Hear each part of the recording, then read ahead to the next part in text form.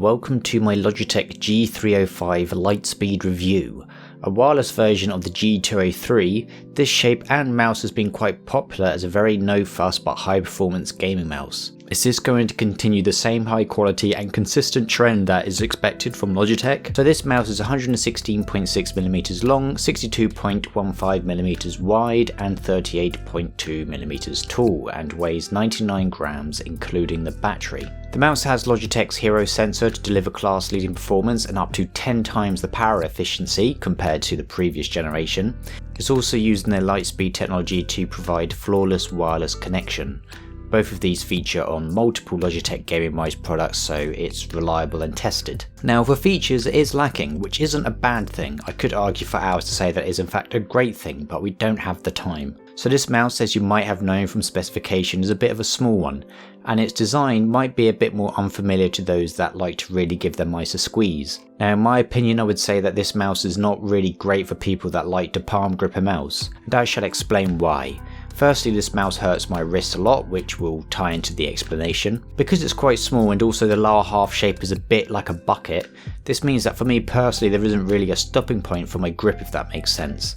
I will try my hardest to make it make sense anyway. As the base of the mouse keeps going in, it makes it easier for my thumb to just keep pushing further and further in and hit into the mouse pad, slowly making my hand into a fist. This means that there's a lot more stress on the left and right side of my hand, which causes a lot of tension and eventually a bit of ache to my hand overall.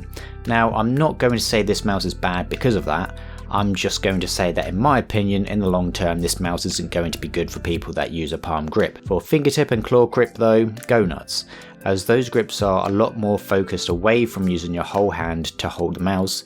It's going to be a lot more comfortable. So regardless of the shape, I will do my best to give you the best review that I can despite the pain that I feel. But my wrist can feel better with your help. Every like, comment and subscription I get helps bring my wrist back to full health. The coating is nice, it's a matte coating but it is a bit more smoother than the Orochi V2, which is quite a coarse coating and as you can see doesn't really reflect as much light. I still like it anyway, and there's not as many areas of the mouse that really snugly fit my palm, so there's going to be less gamer gunk everywhere also. All the buttons around the mouse feel great. The build quality that in my experience all Logitech mice come with is very notable here. The switches have the same feel as the others, with it being very reliable on the mouse 1 and 2 buttons with no pre or post travel. The side buttons feel great and consistent also. They are a bit smaller than some others, but they're still easy enough to reach, so you might need to adjust your grip minorly. The scroll wheel is great as well, incredibly consistent when scrolling and feels really nice. The middle mouse click is also really crisp and clean. It is very much a perfect scroll wheel. On the underside you have 6 PTFE mouse feet that are spread around the mouse. These are a bit small, but for a mouse this size it's probably fine. I do like they included a small pad at the bottom, as because of the battery the weight distribution will be more towards the bottom anyway, and it could cause scraping of the mouse if it wasn't there. For the very centre you get the Hero sensor that supports up to 12,000 DPI with the lowest being 200. This sensor is incredibly power efficient, which I'll touch on in a moment, but also keeps the very high performance standard that you'd expect from Logitech. In regards to the battery, you slide off the back and there it sits the AA battery and also a little hole for the USB receiver. Now this is maybe the make or break for some people. As mentioned, the weight is around 99 grams including the battery, which is actually pretty hefty for a mouse this size, but a good chunk of that is the weight from the battery itself. If I use the battery that comes with the Orochi V2, it's just 88 grams instead of 99, but that is because the Orochi is using a lithium battery instead of an alkaline, which is what the Logitech is using. Regardless, the battery life, if it's like what they say, is very good. It's around 250 hours, so roughly 11 days on one battery, which is pretty good. The Orochi can do more, but that is obviously including the lithium battery as well. You can also put the G305 in endurance mode, which will extend it up to around 9 months. They don't go into too much specifics here, but from looking at the software, moving it to endurance mode puts it down to 125Hz polling rate, which I'll be honest, basically isn't great for video games, but there isn't really any more information apart from this.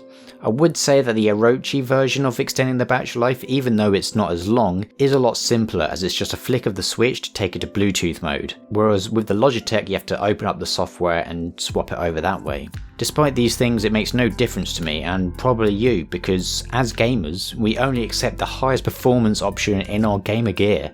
chug a Monster Energy with me guys. Because this mouse takes batteries, it's a completely wireless experience. Never will you have to plug anything into this mouse at all. It does make it a lot more convenient if you're someone that's always on the move, I guess, because you don't have to carry a cable. I would also like to know the environmental impact though between removable and non-removable batteries as well, but I'm not smart enough, so I don't know. You have a DPI button on the top to swap between the DPI values of 400, 800, 1600 and 3200, which can also be changed in the software of Logitech's G Hub, which is very basic. You can change the DPI settings and set it to the endurance mode as mentioned. On the next page you can do button assignments. I've never done this in my life, so I can't really offer much more than that. Has anyone ever used a button assignment? Let me know in the comments below. Trust me, this isn't a call to action, this is a 100% genuine piece of interaction that I'm doing right now. So the simple design, long lasting battery life and the cost of around about $43 or £35 or 41 euros at the time of recording is actually a pretty good package in total. But the weight of 99 grams, which is mainly related to the battery choice, is what holds this mouse back. If I compare it to the Orochi further, you can even put a AAA battery in it if you want a more lightweight mouse as well. Overall I feel that this is a good mouse, but not a great mouse. For me personally I wouldn't buy one, but that is because I know it won't be good for my grip type. The Orochi is a better choice for someone that uses a palm grip. However, the G305 still has the benefit of being a Logitech mouse on which you will get the Logitech quality that I'm familiar with. The build, coating, removable back only being at the bottom is a good bonus as well, because you want your buttons to be secure and reliable, and the best way for that to happen is to not have them be removable at all. With the G305 I feel that I can be confident in getting a very well made product. When I've been using it in game I've had no problems with it whatsoever. Having said that, I can only last around about half an hour to 45 minutes before it starts making my hand feel a bit stiff and start to ache. If you're thinking of getting this, I'd highly recommend getting a lithium battery to help with the weight as a priority, because I feel the biggest downside to it is that it's a small mouse but it still weighs 100 grams. Once that problem is solved, you're getting a wireless mouse from Logitech that has all of their fantastic tech in it, which is also really good as well. That's all for this review. I hope you have enjoyed it. As always, let me know in the comments below your thoughts, or if you have any recommendations of products you'd like me to review in the future. Thank you for watching, and I'll see you next time.